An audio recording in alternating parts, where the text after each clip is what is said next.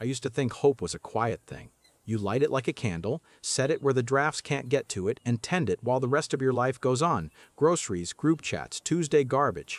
Turns out hope can be loud, like an engine you push too hard because the hill looks shorter from the bottom. I'm Marcus. 35.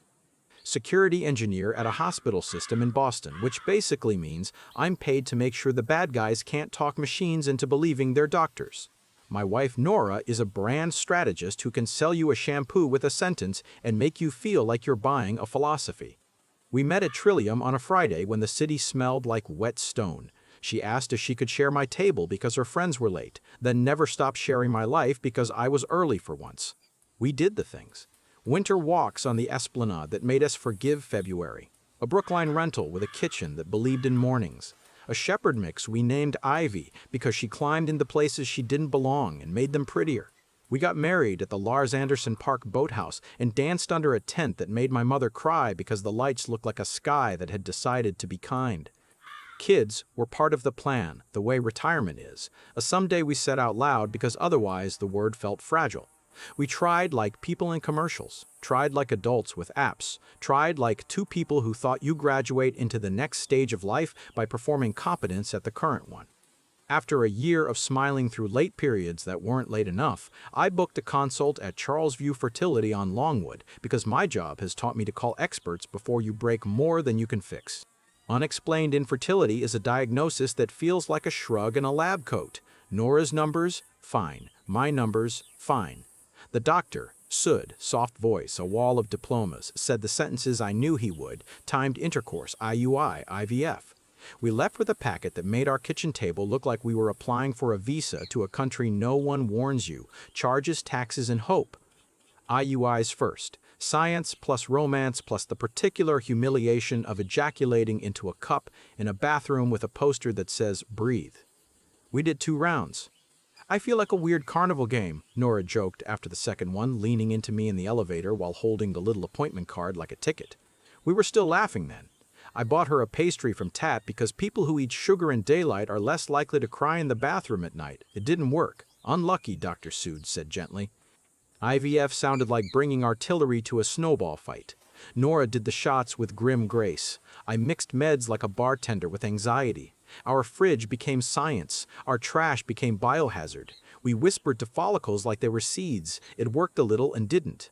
They retrieved 6 eggs, fertilized 4, watched 2 begin, and then called us on a Thursday with the tone clinics have perfected, compassionate, distant. No viable embryos on day 5, a nurse said. We can regroup. I watched the muscles in Nora's jaw calculate between anger and grief and land on a smile because she never lets strangers see her with bad lighting. Can we do 1 month where my body isn't a spreadsheet, she asked that night, forehead on my shoulder. Just be normal, no shots. I want to feel like a person again. Whatever you need, I said, and meant it. We took a break. We went to Provincetown and pretended the ocean was medicine. We slept late. We drank coffee on a porch that had its own opinion about weather. We even had sex like 2 people who might not be calculating anything. The air felt lighter. I went to San Jose for a week because my job thinks the best way to solve security at hospitals is to make cryptographers speak in complete sentences to people who still use pagers. I brought her back a stupid t-shirt with a bear on it, and she wore it while making eggs the next morning and looked at me like we weren't out of time. A week after I got back, she stood in the bathroom holding a stick like it was a relic and said, "It's positive," in a voice I think children use when they find a rope in the dark and hope it's not a snake. I took the stick and stared at the word pregnant, the way you stare at a word you've written so many times it becomes abstract. Then I laughed, and then I cried, and then I knelt on our disgusting bath mat and put my forehead to her stomach like a cliché. "We did it," I said into her skin, like the verb itself could calibrate fate. We called our parents. We said the phrase, tiny blueberry, because an app told us that's what a baby is at 5 weeks. We scheduled a first ultrasound. Nora texted me while I was at work. They want labs tomorrow morning. HCG, progesterone, also need insurance info again. Bleh. I sent back a bicep emoji because men don't know what to do with blood except flex at it, and then I opened our insurer portal at my desk because I am the kind of man who checks explanation of benefits the way other people check weather. That's where I saw it, a claim dated 3 weeks earlier for a therapeutic donor insemination consult. CPT code 50322, another for sperm wash and prep donor, another for cryobank storage fee. The clinic name matched Charlesview, the subscriber Nora. The plan had applied our deductible and a coinsurance. The tiny EOB notes my brain catalogs as a hobby read, no spousal authorization on file, patient attests single for donor use. I told myself a story immediately because that is what brains do when they need to not die before lunch. Insurance mistake. Data entry error. Some clerk clicked the wrong dropdown. A bad batch sent to the wrong member ID. I took a screenshot, redacted nothing, and emailed the member services address with a subject that was almost petulant. Wrong claims on my account. Please remove. I got the auto reply. I printed the screenshot and put it in a folder anyway because I am the kind of man who accepts that bureaucracies are lazy organisms and sometimes you need to show them their own face. At dinner, I brought it up gently because gentle is the only tone available when a miracle is the only thing in the room. Weird EOBs came today, I said. Billings for donor prep. Must be a mistake. I sent a note. She didn't look up from the salad she was coaxing into believing it wasn't just leaves. Insurance is a very funny species, she said. Remember when they billed us twice for the same ultrasound? They billed us for an ultrasound we didn't have, I said, and let the sentence end there because letting it continue would have been asking too much of the night. The lab requisition printed while we were brushing our teeth like a polite ghost. Pick up at 7:40, it said at the top. Fasting not required. Under ordering provider, not sued, but a PA's name I didn't recognize. Under diagnosis, pregnancy, AMA. Under comments, a line I had never seen on any of our fertility paperwork. Patient requests confidentiality, no external portal proxy notifications. I'd set up proxy access to Nora's portal during the IVF months because she hates logins. It's a household thing, like who's allowed to move the laundry at the half hour. Must be a default, she said when I showed her. Clicky office people love boxes. Friday morning, I sat in the car at Longwood while she went in for bloods and tried to teach my nervous system to believe in joy like it wasn't a tripwire. A nurse came to my window with a receipt because this is America. She smiled and said, "Congratulations, Dad," kindly, the way anesthesia nurses do, and my heart did the thing where it tries to leap up and bite your throat from the inside because evolution never met a billing cycle. I wanted to accept the version where fate owed us one and decided to pay up the week I learned the word Day 5 arrest. I wanted to live in the montage the apps sell, the one with olives and books and a sonogram held to the light. But I also pay my mortgage by assuming smart people will lie to computers if it benefits them. The EOB did not look like a lie. It looked like an audit trail. The first real crack didn't scream. It pinged. Our carrier sent a text at 8:03 p.m. Thursday, two-factor authentication setup complete for number ending 7721. I didn't set up anything. Nora was in the tub listening to a podcast with her eyes closed, one hand on her stomach like she was holding a story in place. I sat on the edge of the bed and logged into the portal from my phone to see what had changed. The contacts section had my email replaced with a new one that had a period in my name I don't use. The preferred phone matched my number. The proxy access box for me was unchecked. That is a reasonable choice. A person gets pregnant and decides to have control over her own medical information. I would have applauded it if it came with a sentence. It came with quiet. Saturday, an envelope arrived from the clinic that looked like a catalog but felt like a secret. I opened it because I opened the mail in our house, and because you cannot call me controlling if you consider rent an act of faith. Inside, a brochure for Charlesview donor services, glossy. Men smiling like they had solved something with genetics. Family building options for diverse families, the copy said, and I agree with that as a sentence. Tucked into the brochure was a payment stub for a 6-month cryobank storage fee with our address and a patient number and a due date circled in pink highlighter. A sticky note on the front in someone's office cursive, "As requested, self-pay invoices by mail, not portal. Congrats again." I put the brochure back in the envelope like it was a bomb I had to keep at room temperature. Then I took my folder out of the cabinet and added the envelope to the screenshots. It was 3 pages. It felt like a crime already. Timing in stories like this always matters in the retelling. People want to know where you were and what day it was because they want to measure themselves against the you of that moment and tell themselves they would have been braver. I was in my kitchen in sweatpants on a Sunday morning when I decided to stop importing hope and start exporting control. I opened a new doc. I named it nouns. I made 3 columns: what I know, what I can prove, what I can only feel. What I know, we had an IVF cycle that failed 2 weeks before I left for San Jose. We did not do another. We did not do IUI. Nora had blood work and a positive urine test on my return. An EOB showed donor services at our clinic 3 weeks earlier. The clinic had mailed donor brochures and a storage invoice. Nora's portal now had proxy access removed. What I can prove, the EOBs, the envelope, the portal history, I had screenshots from before, thank you passed me, the carrier's text about 2-factor. What I can only feel, she wanted this so bad she might do anything. She looked at herself in the mirror differently after the IVF failed. She started keeping her phone flat on the table like it was a nervous pet. Monday, I called the clinic compliance office because that is what men like me do when something smells like paperwork pretending to be air. A woman named Kelsey answered with the voice of someone who makes problems smaller for a living. I told her there might be errors on my insurance. I asked her to confirm whether a donor prep and TDI consult were billed under my wife's MRN while we were on a break. She went quiet in that way. That means typing. I can't speak to any of your spouse's care without her consent, she said after a beat.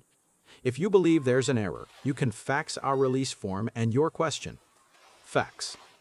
The year was 2025. I printed the form, filled it with every number I own, and wrote, in neat calm, that I was asking for a list of all dates of service and procedures billed in the past 60 days, with specific clarification as to whether donor gametes were used or prepared, and, if so, whether spousal consent was on file as required by Massachusetts law for married patients.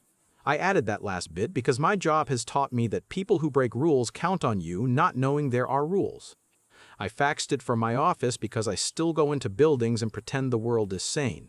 Then I went home and kissed my wife's neck while she made pasta and wanted to tell her a dumb story about our fax machine jamming like it's still 1998.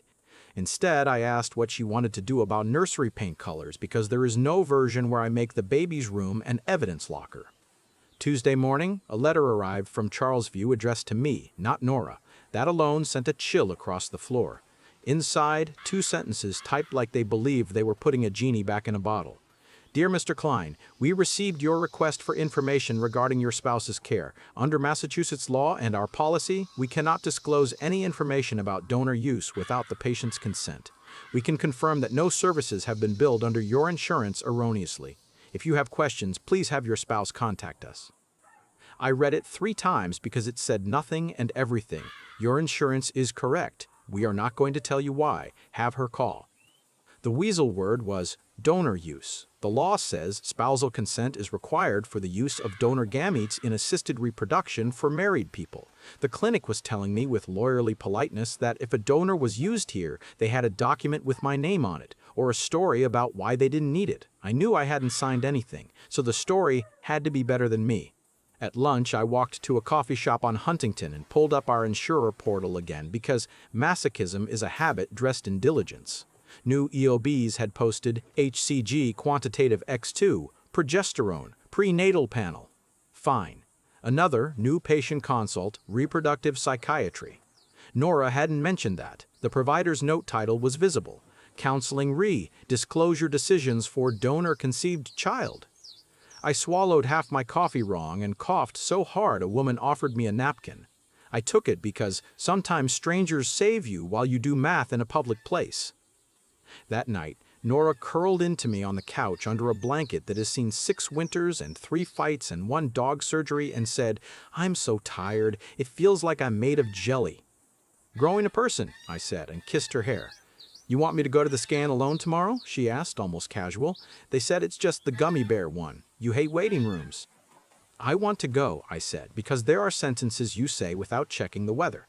I was not going to let my child's heartbeat be something I heard about like a story told by a woman who can sell anything." She smiled with her whole face. "Good," she said. "Okay, good." I slept like a man with one eye open and woke before my alarm. In the shower, I tried to catalog every reason a woman I love might make choices I don't recognize. Control, shame, desperation. The belief that we were at the edge of the map and that cartographers had been wrong before. I tried to make room in my chest for compassion and leave space on the table for anger. It's not a good design. Emotions aren't stackable. Charlesview smelled like lemon and paper. We sat in a waiting room that knows how to hold women and their volumes, quiet ones praying against the noise, loud ones laughing to scare away the hush. Nora squeezed my hand with the strength that made me say yes when she asked me to marry her. "You okay?" she whispered. "Always," I said, a little too fast, because lying kindly is still lying. A sonographer named Jill led us into a dark, gentle room where the monitor glowed and the gel was warm because someone in purchasing had mercy. Nora lay back and pulled her leggings down, and my heart decided to invent a metronome. Jill turned the screen toward us and moved the wand, and there it was, a flicker that convinced me the universe is not only math. The sound, when it came, was the closest I have ever heard a miracle sound like a machine. Nora cried. I cried. I cried. Jill pointed to a pixel that was probably a limb, and we agreed it was a foot, because that is what you do when you are trying to map love onto dots.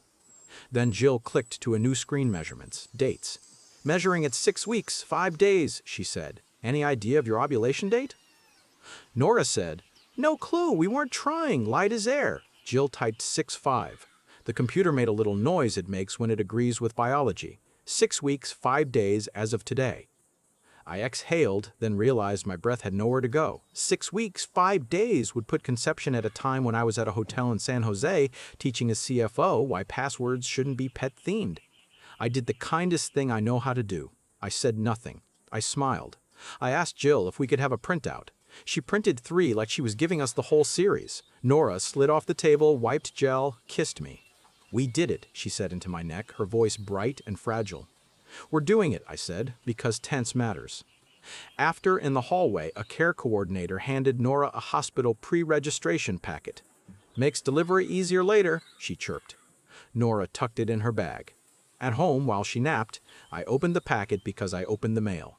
The top page was a fillable form with our names and a box for father's second parent. Nora had filled it at the desk in neat, black ink print, undecided partner to complete. The next page, stapled under, was a brochure about the Voluntary Acknowledgement of Parentage VAP and the 60-day rescission period. There was a sticky note in a different hand. "We can do VAP at hospital or by appointment later. No rush." My stomach did the thing where it tries to climb a rope out of your body. I closed the packet and put it under my folder because I am not a man who lets panic be in charge when paperwork asks for a pen. That night, I told Nora I had a morning meeting and wouldn't be home for coffee. She kissed me like I was a calendar and didn't ask questions. I put on the suit I wear when I need people to believe I am both kind and not to be fooled, and I walked to an address on Huntington. I had written down from Charlesview's website, Office of the Medical Director. I had faxed. Now I was going to stand somewhere where someone had to give me a noun. A woman with the patient smile of people who guard doctors looked up when I said, "Hi, I have a question only an adult can answer." She asked for my name. I gave it. She asked me to wait. 10 minutes later, a man in a jacket that said director, like a threat tucked into a compliment, invited me back to a small conference room with a fake plant and a real jar of mints. "I can't discuss your wife's care," he began. "I'm not asking about her care," I said calmly. "I'm asking about your policies. Specifically, whether your clinic requires written spousal consent for donor gamete use for married patients, and whether you considered a spouse's proxy removal a trigger for additional verification.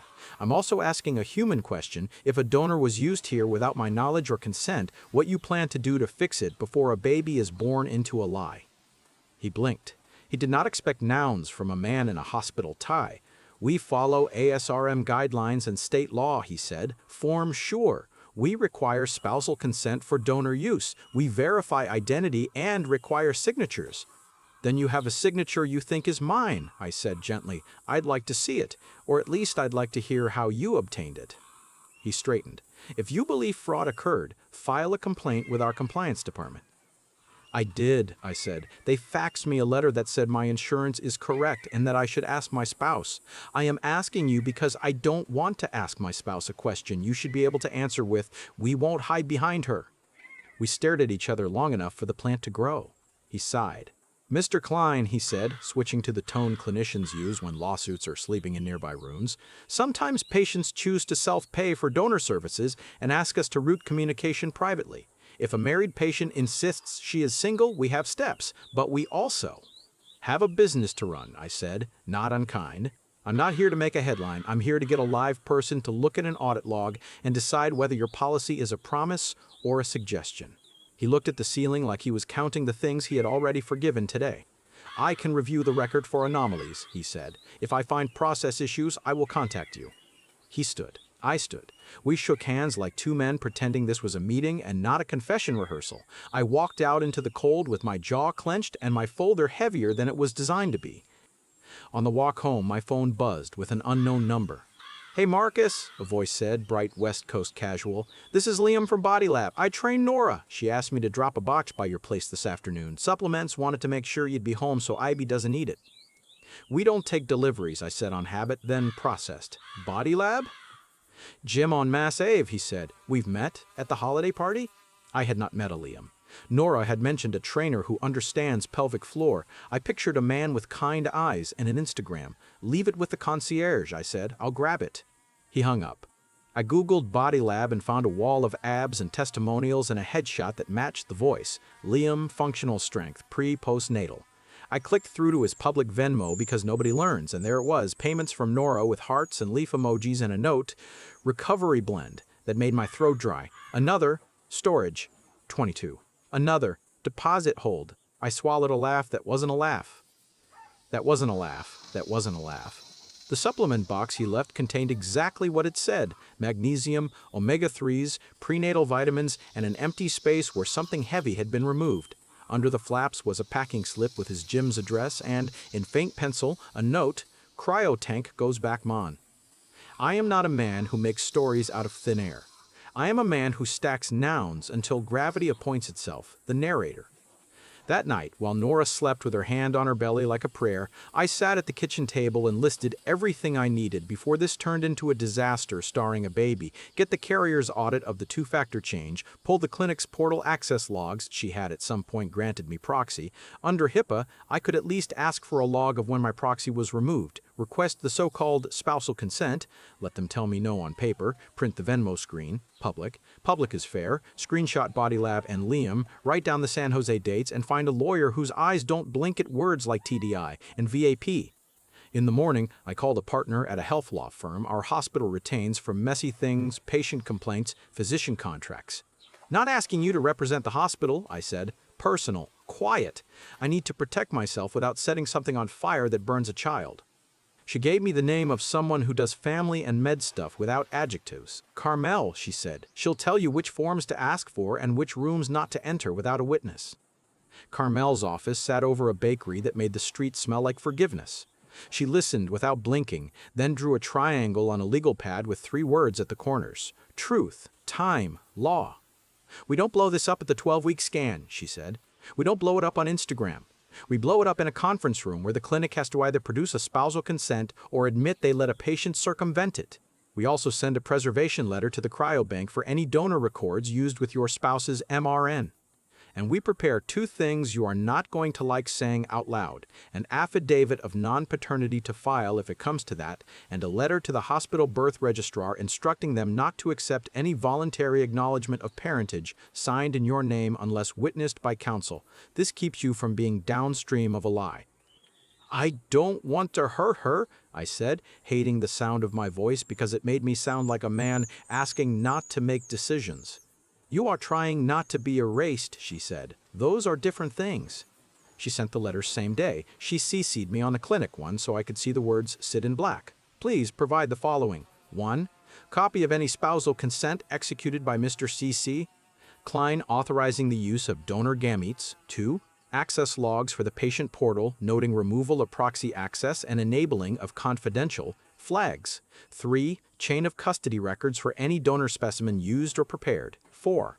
Policies in effect on the date of service requiring spousal consent for donor use for married patients. She used the word spoliation because lawyers sometimes need to remind people that deleting things is a sin, even when the state is not watching. Her assistant overnighted a letter to the cryobank requesting litigation hold.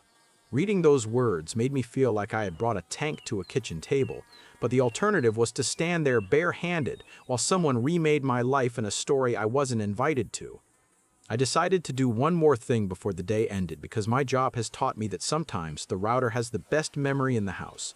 I pulled the logs for our building's package room entry camera for the past 6 weeks because our concierge loves me, because people who bring cookies to the front desk live in a slightly safer world. We watched, Hannah and I, while 2 weeks earlier a courier in a blue jacket carried a small cryo tank, silver with a handle, into the room, set it down, and called.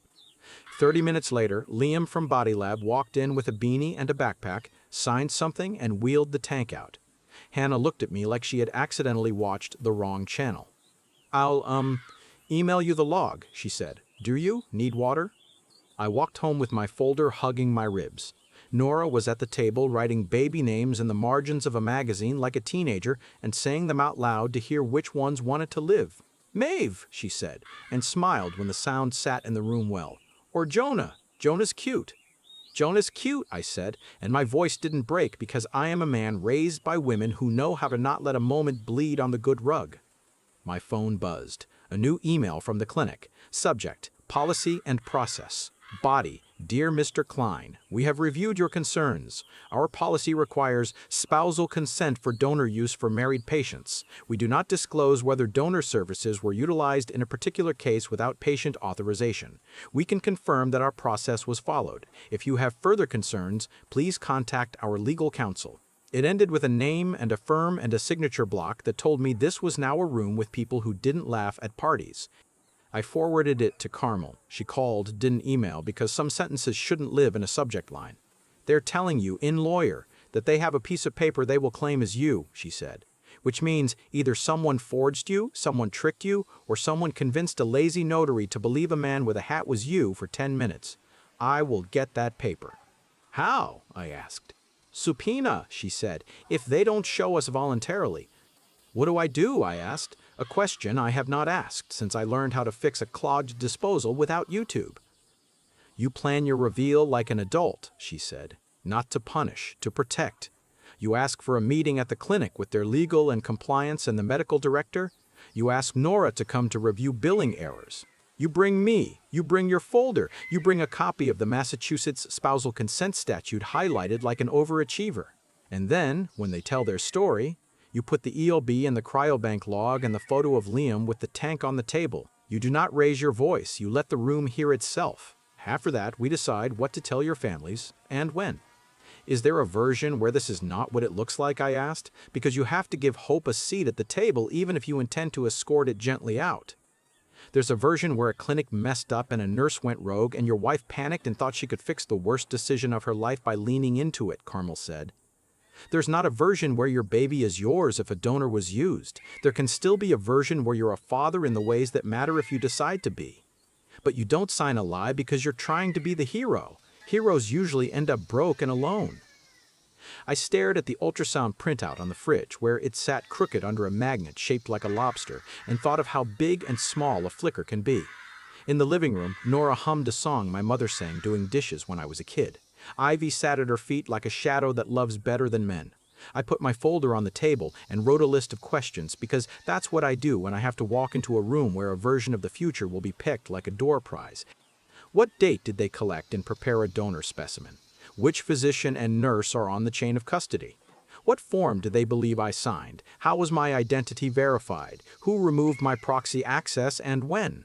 Which policy allowed routing donor invoices by mail to avoid the portal? Did anyone at the clinic discuss disclosure to the resulting child with Nora?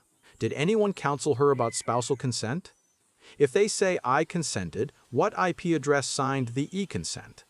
I added one more line, small, under all the big ones. Ask Nora if she wants me to be the father anyway. The meeting was set for Friday at 9. The email was 5 lines, polite, as if we were discussing a refund for a wrong lamp. We look forward to resolving your concerns, their counsel wrote. Please bring any documentation you wish us to review. Nora forwarded it to me with, Do I need to be there? I hate suits. You need to be there, I replied. It's about billing. Fine, she wrote. I'll wear a dress like a grown-up. That night, in bed, she turned to me in the dark and said, I'm scared. So quietly, I had to hold the word in my hand to hear it. Me too, I said. We'll do it anyway. She put my hand on her stomach and the world became the dim outline of a person I would do anything for as long as anything didn't require me to stop being able to look a mirror in the eye. Friday morning, the conference room smelled like coffee and risk. The medical director sat at one end, legal at the other, compliance in the middle like a mediator at Thanksgiving. Carmel sat beside me, crisp, kind, terrifying in the way people are when they have decided not to be bullied by anyone wearing a badge that says, Doctor. Nora sat across, chin up, eyes bright, hands clasped on the table like the only thing she trusted in the room was her own ability to not blink first. "Let's begin," the lawyer said, folding her fingers like a prayer. "We understand there are questions about insurance." "There are questions about consent," Carmel said, smiling like it cost her nothing. "Insurance is just the napkin on the steak." The director cleared his throat. "Our policy requires spousal consent," Carmel said, sliding a highlighted sheet across the table like a dealer. "Show us his." The lawyer glanced at compliance, who glanced at a folder and pulled out a paper like a rabbit. She turned it so it faced me. There, in black and white, was my name and a signature that looked like mine if it had been taught to sign by someone who had seen it for a second once in a CVS. "Executed on March 9th, she said, "at our office." "I was in San Jose," I said quietly, "at a conference, at a hotel whose Wi-Fi smells like sadness." "We verify identity," the director said. "With what?" Carmel asked. "A wink?" "Driver's license," compliance said. "Photo, notarized." "Show me the copy," Carmel said. They did. The number under state ID differed by one digit from mine. The photo was me if you had asked Liam for Body Lab to grow a beard and make my jaw less like my father's. The notary stamp belonged to the same mobile service whose courier had once notarized a refinance for us at our kitchen table. It felt like seeing a cousin in a crowd and realizing he's a stranger. "Who scheduled this?" I asked, because sometimes the only thing left is a name. The compliance officer looked at the scheduling note on the screen. "Entered by Veronica M., RN," she read, voice smaller now. "Per patient request." Nora made a sound like a piano bench dragged across the stage. "We are not doing this," she said, and my heart broke in a way that felt like it had been waiting for instruction. "We are," I said. "We have to. Because I am not going to sign a VAP in a hospital room in 7 months and make a lie into a law." "What the hell is a VAP?" she snapped, like the life we had been living together had been paused and I had replaced the script with a glossary. "The form the hospital gives you at birth to put my name on the certificate," I said. "It makes me the legal father. It's easy to sign, it's harder to undo. I will not sign it unless I am the father or unless the father is a choice we make together that we tell the truth about." "Mr. Klein," the lawyer said, trying to pull us back into a language with rules, "any paternity or parentage issues are better addressed with counsel. Today, we can only—" "Today," Carmel said, "you are going to tell us whether you used donor sperm to inseminate a married woman without a valid spousal consent. Then you are going to tell us how that happened, who is going to be referred to your board, and how you plan to disclose this to the patient in a way that doesn't further harm a child." Silence opened its mouth and took a seat. "Hey!" The compliance officer looked at the director. The director looked at legal. Legal looked at the page and then, for the first time, at Nora. "Ms. Klein," she said very gently, like someone telling someone that the next sentence will change the shape of their house, "did you knowingly use donor sperm?" Nora's eyes slid to me and back. "We took a break," she said. We needed a win." "And the father," legal said. "Does it matter?" Nora said, voice shaking now, real anger pushing through PR. "We're married." "It matters to the clinic because of risk," the director said. "It matters to the state because of records. It matters to your husband because he's not a prop." Her face broke then, in a way that had nothing to do with brands. "You were gone," she said to me, "small. You make everything a project. I needed—" She swallowed. "I needed this to be done. I thought if I did it and brought you the result, you would love me for being brave." "I love you," I said, because it was still true and would be true after this room, and that is why some men move to cabins to not be asked to be brave anymore. But I'm not going to become the man who lies to a child every day. "We are going to take a break," the lawyer said, and nobody argued with her because some breaks feel like mercy and others feel like the only way to keep the floor from swallowing all of us. We stood. Nora walked to the window and held her stomach like she was afraid it would fall out of the world if she didn't. I looked down at Longwood, at the traffic already angry at the day, and wondered if there was a single person in any of those cars who had planned for this morning when they packed their lunches. Carmel stood next to me and spoke so low only my bones could hear. This is the part where you decide what kind of father you're going to be, she said. Not to the idea, to the person. But we handle the clinic first. We handle the paper. Then we handle the heart. When we sat again, the director's voice had lost the casing. It came in. We are going to open an internal investigation, he said. We are going to place staff on leave. We are going to report to our accrediting body. We will not bill your insurance for any donor services. We will provide counseling referrals. You will give us the chain of custody and the notary's log, Carmel said, and you will send a letter to the cryobank preserving all records. Today. The lawyer nodded.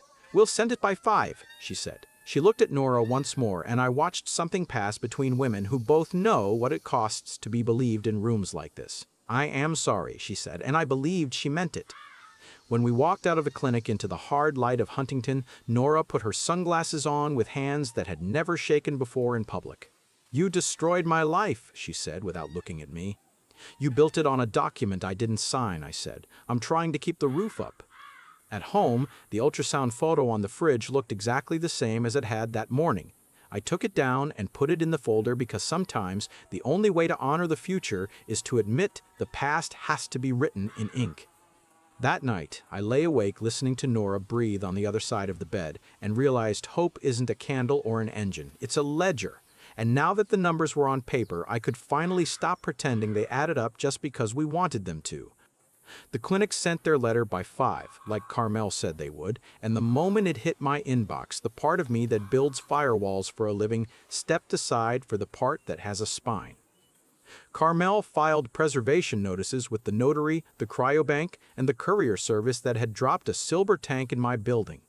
She CC'd the state's Board of Registration in Medicine on a complaint that read like a polite accusation. A married patient received donor services without valid spousal consent. A clinic appears to have accepted a forged ID. A staff RN scheduled and facilitated the encounter. A mobile notary stamped a signature that doesn't belong to the man whose name it carries. The next morning, the notary called Carmel first and then me. She was breathless and contrite and brand new to accountability. I remember the appointment, she said. Parking lot behind the Whole Foods. The wife did all the talking. The husband kept his hat low, said light bothered him. I asked for ID. He handed me one. I wrote the number in my journal. I stamped it. He didn't take off the hat and I didn't push it because it was cold and her voice trailed off into a place where excuses go to die. I'm so sorry, she said, like a person who just realized a stamp is not a magic wand. I will cooperate. My insurance will cooperate. Carmel took her statement like rain. Please scan your journal. We'll need your E&O carrier's contact and your bond number, she said, efficient as mercy. After the call, she looked at me and translated, There's a human who made a lazy decision and a system that allowed it. We will fix both. Charlesview emailed us a sanitized version of an audit log. It had Mr. Klein signing an e-consent from an IP range that belonged to a co-working space in Cambridge and from a mobile device on a network registered to a prepaid carrier. The verification checkmark came from an image of a driver's license with a number off by 1 digit and a photo that could be any brown-haired man in Massachusetts with a beard and a hat and a desire to be someone else for 15 minutes. The scheduling entry was Veronica M., RN. The witnessing signature belonged to the PA I didn't know. The cryobank responded to Carmel's letter with a tight note. Shipment delivered to Charlesview on the 9th. Chain of custody form signed by clinic staff. Donor profile number X4721. Directed donor known to patient. Screening completed according to CDC guidance. Consent file on patient chart. Directed donor known to patient. The words sat in my stomach like stones. This wasn't anonymous. It wasn't an I picked a stranger from a catalog sin. It was a person with a name she could text and a gym where he flexed professionally. We could have waited until after a baby, but waiting would only turn choices into gravity. Carmel suggested a non-invasive prenatal paternity test, NIPP. It's a cheek swab from you and maternal blood, she said. Accurate by week 10, no risk to the fetus. She has to consent. She paused. I don't think she will consent. She won't, I said. She wants a result more than she wants a record. Then we plan for a birth where you do not sign your way into a lie, Carmel said. We put the registrar on notice. We file to adjudicate parentage as soon as the baby is born. We serve the directed donor with a petition to establish paternity the minute we have a name. We didn't have a name in the file yet. We had a donor number. We had Liam's face on our package room camera wheeling out a tank like a man walking a dog. We had Venmo notes with leaves and storage. We had a gym that sells meal prep out of a side door and an owner who believes a ring light is a business plan. We needed a line between X4721 and Liam. The cryobank wasn't going to hand us that line voluntarily. But cryobanks run on logs, and men who think they are doing a kindness leave fingerprints on kindness like anyone else. The log came in the ugliest way. Hannah at the front desk called me the next afternoon, whispering like the hallways had started listening. "The courier just brought a tank," she said. "Same guy you flagged before, signed for it last month. This time, a different guy, tall, shaved head, picked it up and asked for your wife by name. He said they store it at the labs on Mass Ave." She sent me the camera still because I'm the guy who brings cookies. The shaved head belonged to a man on Body Lab's staff page. The shaved head belonged to a man on Body Lab's staff page. The label on the tank had a return address to a cryobank in Cambridge with their customer service line printed under the biohazard symbol like a joke. Carmel called the bank and used a tone that makes people look for a manager. "We are counsel for a married man whose spouse may have used your services as a directed donor without spousal consent," she said, not quite saying Liam's name, not quite not. "We've issued a litigation hold. If any shipment was released to an address other than the licensed clinic, including a gym, preserve video logs, signatures, temperature curves, and chain of custody. We'll be requesting them." The bank's lawyer said, "Understood," in a way that means a form letter is already being drafted to their insurer. Nora seemed to pick up the shift in the air without seeing the paperwork. She stopped humming. She started cleaning, that frantic, deeply feminine cleaning that turns closets into confessions. She wiped baseboards with a fury that could have moved furniture. She made dinner with too much salt. She asked me if I wanted to feel the bloat, like we were teenagers with a secret. I put my hand on her stomach and felt nothing but warmth and thought, against my will, how beautiful a person can be when they're mid-lie and still trying to believe it's a rescue. I told my parents in a kitchen that has survived every version of truth I have ever needed to tell. My mother covered her mouth with her hand the way she did the day Ivy ate an entire chocolate bar. My father looked like he wanted to go to the clinic and personally fire someone. "We will love whatever baby this is," my mother said, as if I had asked the question out loud. "We will also love you if you leave," my father said, as if I had asked that too. They put both hands on my shoulders like they were settling me into the only seat in the world that wouldn't move under me. Nora told her mother a different version. "He's making me miserable," she said on speaker without meaning to put it on speaker. "He's turning this into a spreadsheet. He loves rules more than me." Her mother made sympathetic sounds that all mothers make when their daughters call and cry. Then her mother added the sentence that made me writhe. "He'll come around when he sees the baby. Men aren't real until the crib is assembled." I did assemble a crib because my hands needed to build something that wasn't a case file. I put it together slowly, reading each step aloud like an oath. When it stood, I sat on the floor and stared at it until Ivy put her head in my lap and sighed like the dog version of Grace. Weeks flickered. We went to the 12-week appointment together. We listened to that wild gallop and laughed like idiots because you are an idiot if you don't laugh when a person the size of your thumb is practicing life inside your wife.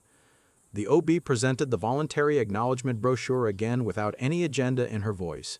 "You can sign at the hospital," she said cheerfully, "or later at Vital Records."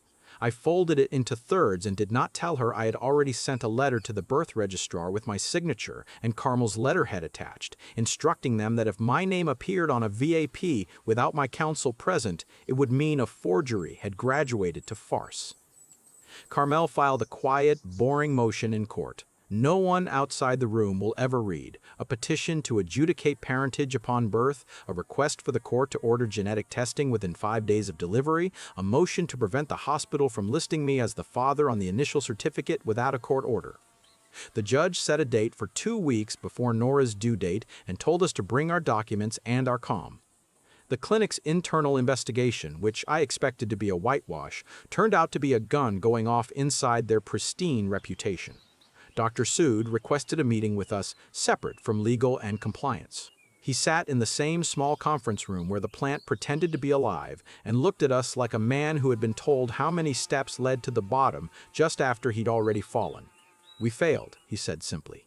A staff member circumvented protocol and another failed to question it. A notary stamped a lie. We have terminated 2 employees. We are self-reporting to the American Society for Reproductive Medicine and the state. Our cryobank privileges are under review. We will cover all legal fees arising from our process failure. He paused. This never should have happened. To you, to anyone. Nora didn't speak. I said thank you because my mother raised me that way, and because gratitude costs nothing even when it doesn't buy what you need. Then I asked for the donor identity. He shook his head. Directed donor identities are protected by patient confidentiality. We can only release with the patient's authorization or a court order. I didn't look at Nora because I knew she was already planning her refusal. Then we'll see you at the motion hearing, Carmel said, standing up like the end credits had rolled. Body Lab took Liam off their website the same week their Yelp filled with one-star reviews that smelled like my friends. I didn't ask anyone to do that. People see a tank and their morality wakes up hungry. The gym issued a bland statement about employment decisions and client privacy and commitment to the community. I drove by one afternoon and saw Liam sweeping in the lobby and thought, not for the first time, how men who make small choices to feel huge end up small in rooms where their name used to open doors, At 20 weeks, the anatomy scan measured fingers and kidneys and a spine like a tiny ladder. I had to leave the room twice to keep from crying loud enough to scare someone. The tech printed more pictures. Nora slid them into her wallet like credit cards. On the ride home, she said, almost to herself, I want her to have your eyes. And then she bit her lip and stared out the window like she could turn landscapes into second chances. We told our families the truth in painful increments. My sister called it a con with diapers, then caught herself and apologized for saying the quiet part loud. Nora's father sent me a terse email that might as well have been a legal memo. Marriage is a covenant. You should stand by your wife and adopt the child. I didn't reply. I don't argue with men whose rings make them brave in letters. Carmel asked the court for a pre-birth order for testing. Liam's attorney finally appeared, as if conjured by the word subpoena. He tried to delay, citing privacy and reputational harm. Carmel wrote a brief in an afternoon and ate the delay for breakfast. My client is not a wallet, she wrote. He is a person. He will not be conscripted by a clinic's malpractice into forever lying to a child.